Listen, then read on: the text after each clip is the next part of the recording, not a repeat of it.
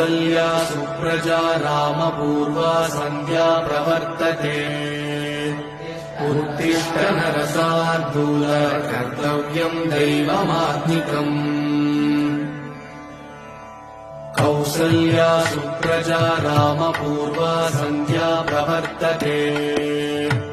उत्तिष्ठ नरशार्दूल कर्तव्यम् दैवमात्मिकम्